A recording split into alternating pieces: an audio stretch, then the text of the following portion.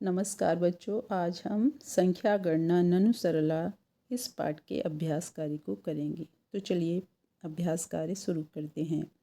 वयम अभ्यासम कुर्मः, हम सब अभ्यास करते हैं। पहला अभ्यास कार्य है पाठस्य आधारेण अधोलिखितानां प्रश्नानां एकपदेन उत्तराणि लिखन्तु।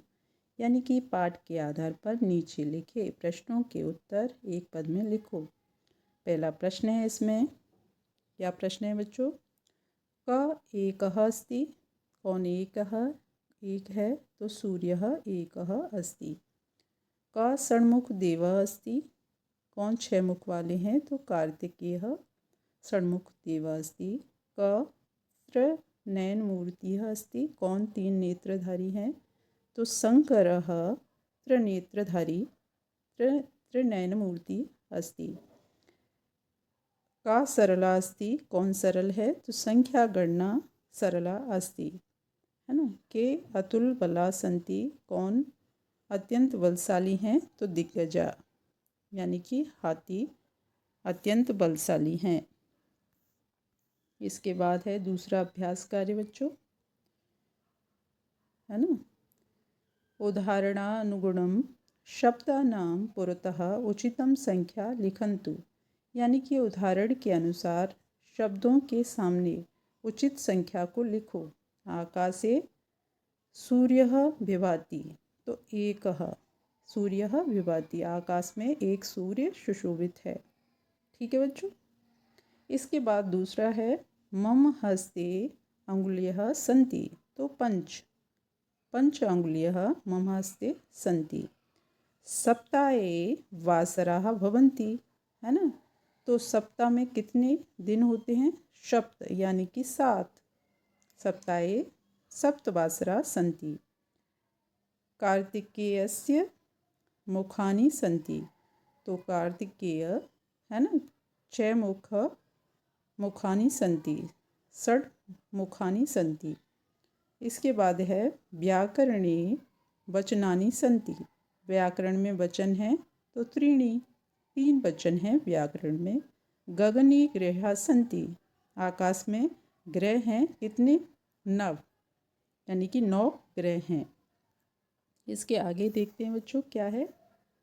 इसके आगे हमारा तीसरा अभ्यास कार्य है उदाहरणा अनुसारम संख्यापदम च लिखन्तु। यानी कि उदाहरण के अनुसार संख्या और संख्या पद को लिखो। यथा, जैसे, भवतः परिवारे कति जना सन्ति, आपके परिवार में कितने लोग हैं तो यहाँ आएगा 5 और यहाँ 5, यानी कि हमारे परिवार में कितने लोग हैं? 5।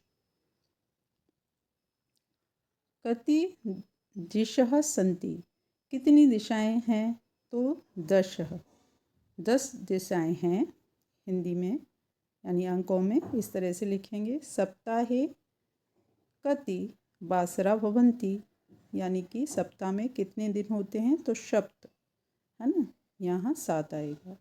वर्षे कति मासा भवन्ति, वर्ष में कितने महीने होते हैं तो 12, यानी कि 12।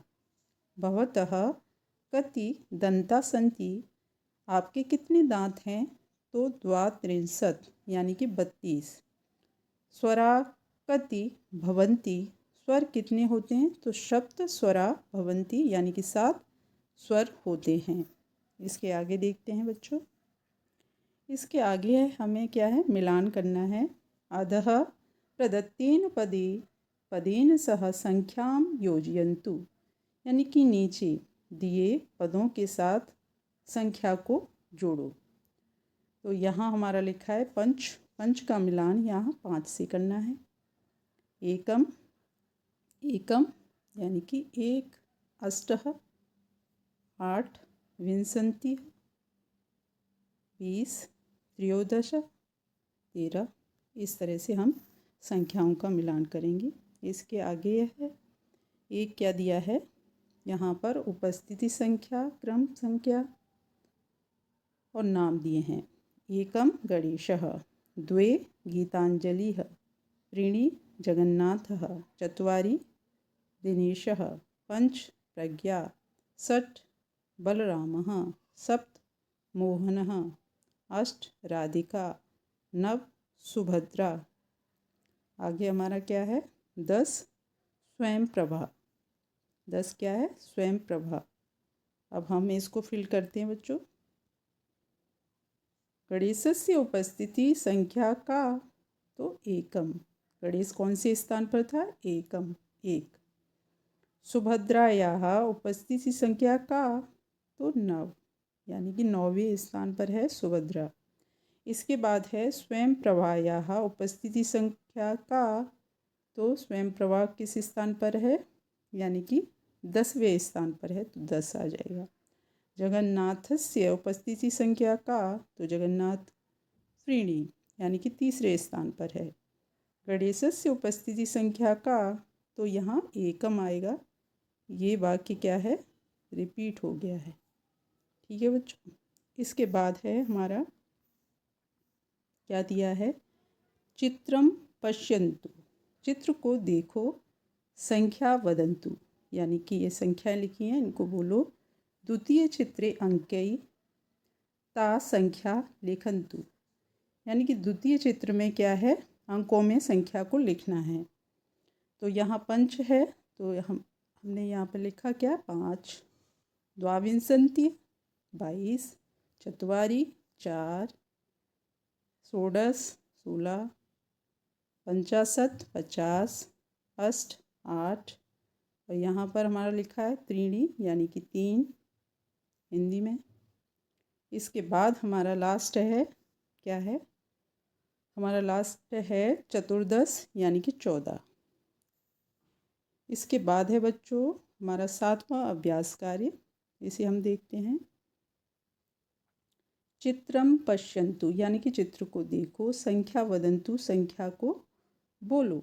द्वितीय चित्रे शब्दई, यानी कि द्वितीय चित्र में क्या है? शब्द में उनकी संख्या को लिखना है, यानी कि शब्दों में संख्या को लिखो, है ना।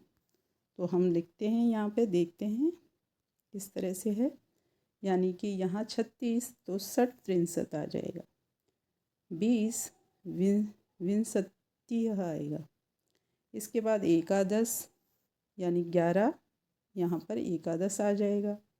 14 चतुर्दश आ जाएगा इधर। और यहाँ लिखा है 25, 25 का हम लिखेंगे, क्या लिखेंगे बच्चों? पंचविंशति है, पंचविंशति।